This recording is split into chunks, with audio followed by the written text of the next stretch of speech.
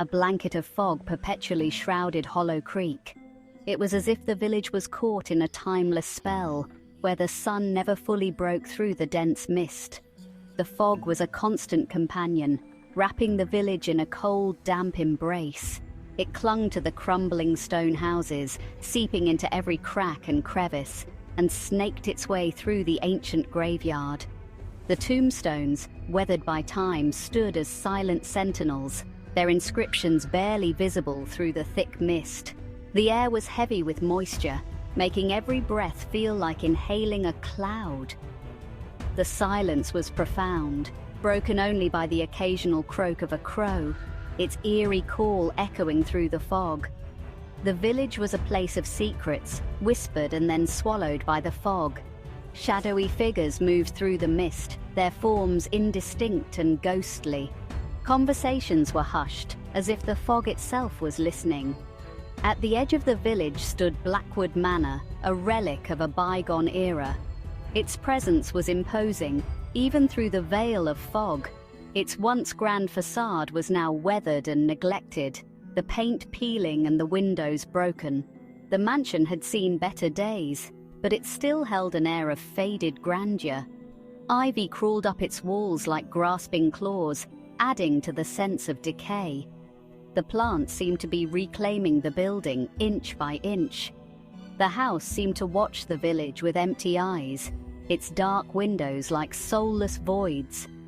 It was as if the mansion itself was alive, observing the comings and goings of the villagers.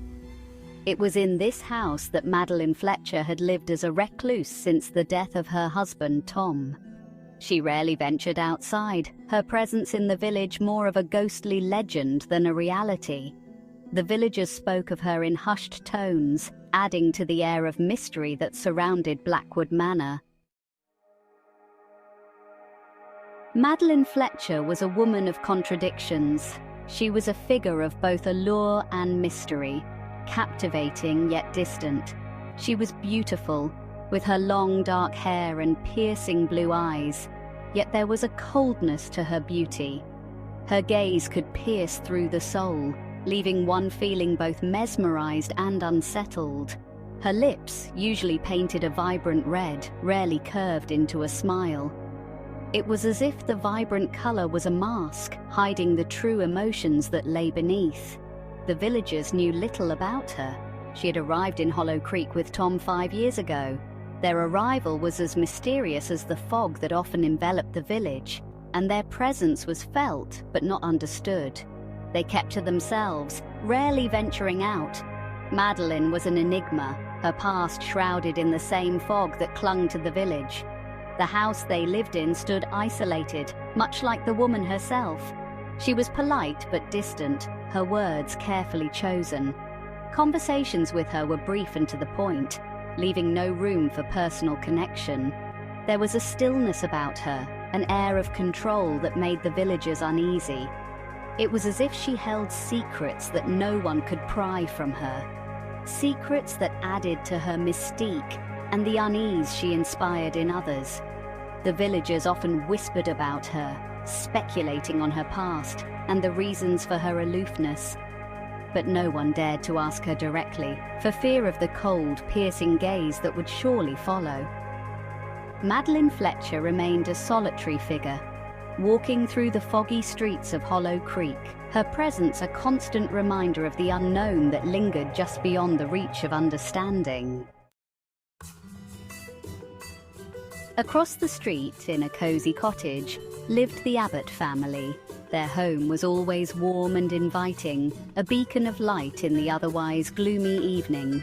John Abbott was a jovial butcher with a booming laugh that could be heard from blocks away. His shop was a local favorite, not just for the quality of the meat, but for the joy he brought to his customers. His wife, Mary, was known for her kindness and her delicious pies. She spent hours in the kitchen, perfecting her recipes, and her pies were the talk of the town. People would come from far and wide just to get a taste. They had 2 children, Emily and young Thomas. Emily was a bright and curious girl, always asking questions and eager to learn. Thomas, though younger, was full of energy and mischief, always keeping the family on their toes. The Abbotts were the heart of Hollow Creek. Their home was a gathering place for friends and neighbors, a place where everyone felt welcome and loved. They welcomed newcomers with open arms and were always ready to lend a helping hand. Whether it was a warm meal, a place to stay, or just a friendly conversation, the Abbotts were there. They were the antithesis of Madeline Fletcher, a young widow who had recently moved to the village. Madeline was quiet and reserved, often keeping to herself. Yet the Abbotts were drawn to her, sensing her loneliness. Mary, in particular, felt a maternal instinct to look after the young widow. She saw in Madeline a kindred spirit, someone who needed a friend and a helping hand. She brought Madeline freshly baked bread and jars of homemade jam, hoping to bring a little comfort and joy into her life. These small gestures were Mary's way of reaching out, of saying, "You are not alone." She invited her to tea parties and village gatherings, slowly drawing her into the warm embrace of the community. Over time, Madeline began to open up, finding solace in the kindness of the Abbott family and the village of Hollow Creek. Madeline, however, politely declined Mary's invitations. She preferred her own company. The silence of Blackwood Manor was broken only by the crackling of the fireplace and her own thoughts. It was in these moments of solitude that the past came back to haunt her. You think you can escape me, Madeline? She would see Tom's face contorted in anger. She would hear his voice laced with cruelty, and she would remember the blood, so much blood. Henry, the village drunk, was the first to voice his suspicions. He stumbled out of the crooked chimney pub one night, his words slurred but his meaning clear. "That Madeline," he hiccuped, pointing a shaky finger at Blackwood Manor. "She's hiding something. I seen it in her eyes. Cold, dead eyes." His words were dismissed as drunken ramblings, but a seed of doubt had been planted, and it slowly began to grow. The villagers noticed that Madeline never seemed to leave Blackwood Manor at night. They noticed the strange smells emanating from the house, smells that Lucy Abbott, with her keen sense of smell, identified as chemicals. They noticed the soil in the backyard, freshly turned as if something, or someone, had been buried there. Fear, like the fog, began to creep through the village. The Abbotts, however, refused to believe the rumors. They clung to the belief that Madeline was simply a grieving widow, lost in her sorrow. The arrival of Detective Linton in Hollow Creek shattered the fragile peace. A city detective with a sharp mind and even sharper eyes, Linton had been sent to investigate the disappearance of a traveling salesman. The salesman had last been seen in Hollow Creek, and his last known location was Blackwood Manor. Linton questioned the villagers, his gaze lingering on each face as if trying to read their souls. He was particularly interested in Madeline Fletcher. He could sense that she was hiding something, and he was determined to find out what it was. Linton's investigation led him to the backyard of Blackwood Manor. The freshly turned soil drew his attention. He brought in a team of forensic officers, and they began to dig. Madeline watched from her window, her face an impassive mask. She knew what they would find. She had buried them herself. The villagers gathered at the edge of the property, their faces pale with a mixture of fear and morbid curiosity. The Abbotts were there too, their faces etched with concern.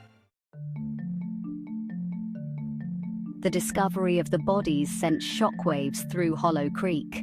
The salesman was there, along with several other unfortunate souls. But Madeline Fletcher was gone. She had vanished into the fog, leaving behind her a trail of death and unanswered questions. Detective Linton stood in the ruins of Blackwood Manor, a grim satisfaction on his face. He knew that Madeline Fletcher would kill again. She couldn't help herself.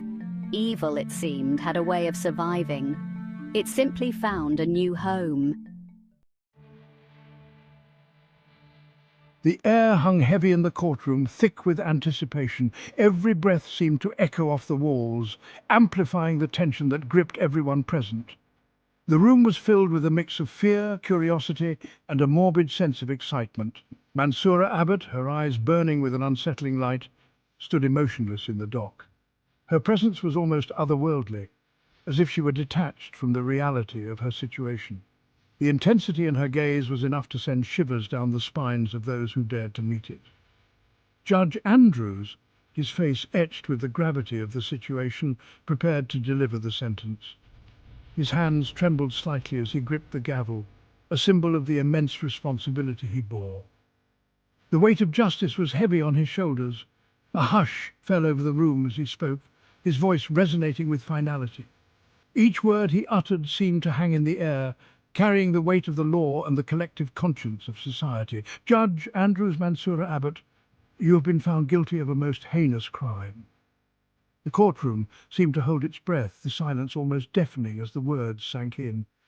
The brutal murders you committed have shocked the conscience of this city. The details of your actions have left an indelible mark on the hearts and minds of its citizens. For these crimes, I sentence you to death.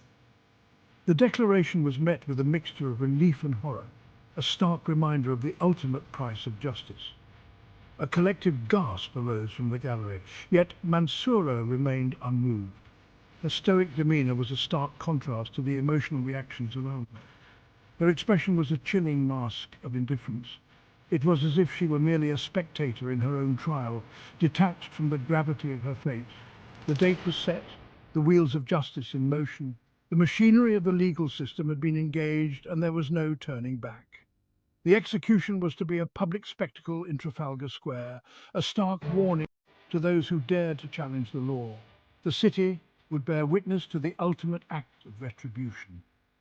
Mansoura met the judge's eyes, a hint of a smirk playing in her lips.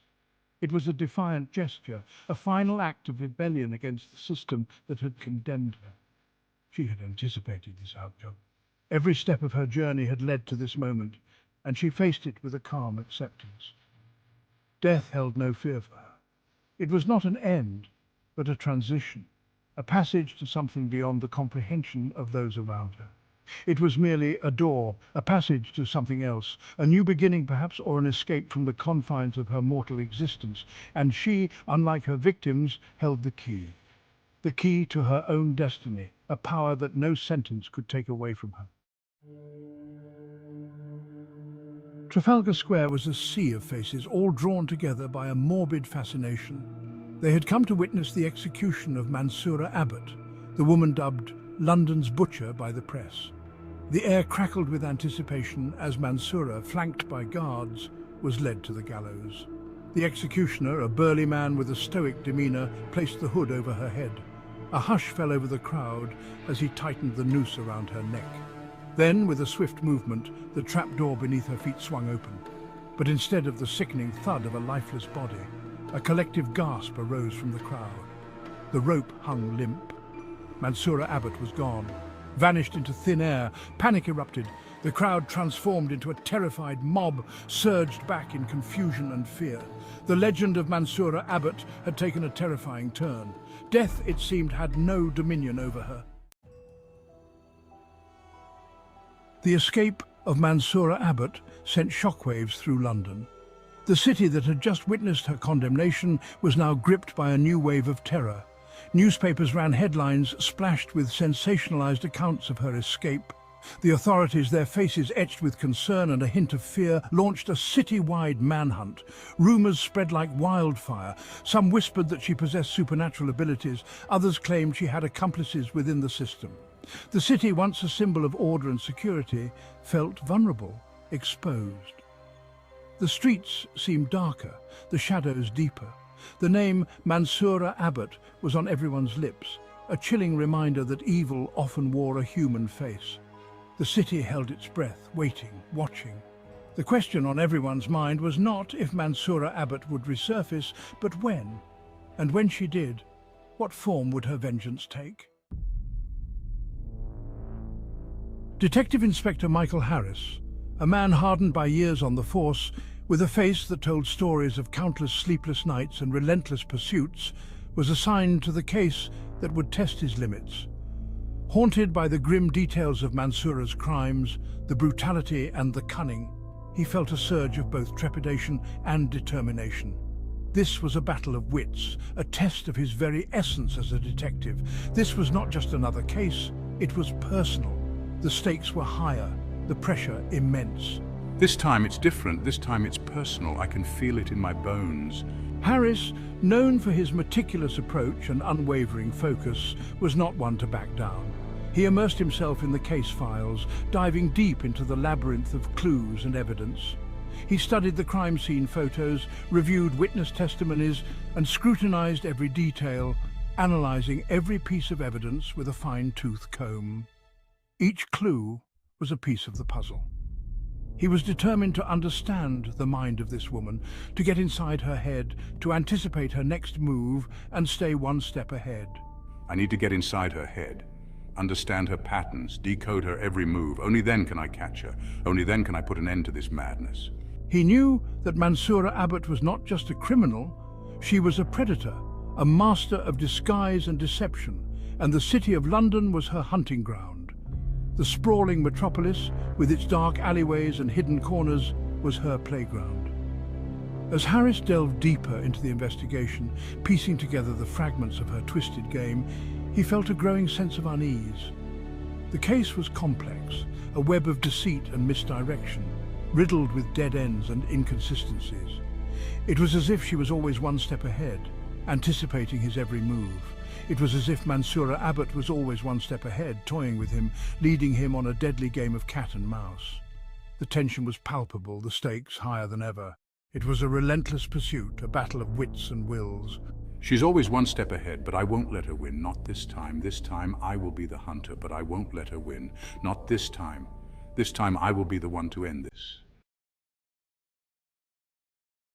Far from the chaos of London, in the idyllic coastal town of St. Ives, Cornwall, Hasib Khan and Jessica Miller sought solace and respite. The town, with its narrow cobblestone streets and charming cottages, seemed like a perfect hideaway.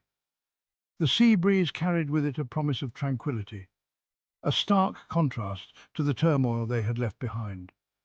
They had been key witnesses in Mansoura's trial, their testimonies instrumental in her conviction. The courtroom had been a battleground. Every word they spoke weighed with the potential to change their lives forever. The tension in the air was palpable, and the faces of those present were etched with anxiety and anticipation. Now, living under new identities, they hoped to leave the horrors of the past behind. They had adopted new names, new backgrounds, and even new habits to blend into their new environment. The peaceful town offered them a chance to start afresh, to rebuild their lives from the ground up. Maybe here we can finally find some peace. The words were spoken with a mix of hope and uncertainty, as if saying them out loud might make them true. They attended a charity gala, hosted at a grand seaside estate, trying to blend in with the affluent crowd. The event was a dazzling affair, with guests dressed in elegant evening wear, the clinking of glasses and the soft murmur of polite conversation filling the air. The salty air, the sound of waves crashing against the cliffs, the cheerful chatter around them. It all felt a world away from the grim reality they had escaped. The setting sun cast a golden hue over the scene, adding to the surreal beauty of the moment. For a brief moment, they allowed themselves to believe that they were safe, that Mansoura Abbott was nothing more than a distant nightmare. The serenity of the sea seemed to wash away their fears, if only temporarily. It feels almost normal, like we could actually be safe here. The words hung in the air, a fragile hope that they clung to desperately. Yet, beneath the surface of their forced gaiety, a current of unease lingered. The laughter and smiles around them couldn't completely mask the underlying tension they felt. The memory of Mansoura's chilling gaze, the echo of her threats, haunted their waking moments. Her presence was like a shadow that loomed over them, a constant reminder of the danger that still lurked. The idyllic setting of St. Ives, they realized, was just a thin veneer, a fragile barrier against the darkness that lurked beneath. The picturesque landscape, with its serene coastal views, couldn't completely hide the sense of impending doom. But it's always there, isn't it? That fear that she might find us. The fear was a constant companion, a gnawing anxiety that never truly left them, no matter how peaceful their surroundings seemed. Unbeknownst to Hasib and Jessica, they had walked right into Mansoura's trap. Their every move had been observed, their every conversation overheard. Mansoura, a master manipulator, had orchestrated their every step, weaving a web of deceit around them. They think they can hide from me? Foolish? The charming waiter who served them their drinks, the friendly couple they chatted with at the bar, all were pawns in her twisted game. As the night wore on and the gala reached its peak, Hasib and Jessica, feeling a sudden wave of dizziness, stumbled away from the crowd. Their vision blurred, their legs turned to jelly. The drugged champagne had taken effect. Hasib, I don't feel well.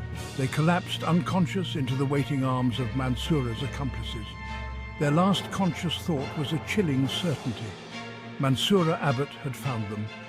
The idyllic facade of their Cornish retreat had shattered, revealing the horrifying truth. They were trapped, caught in a nightmare of their own. Sweet dreams. The game has only just begun.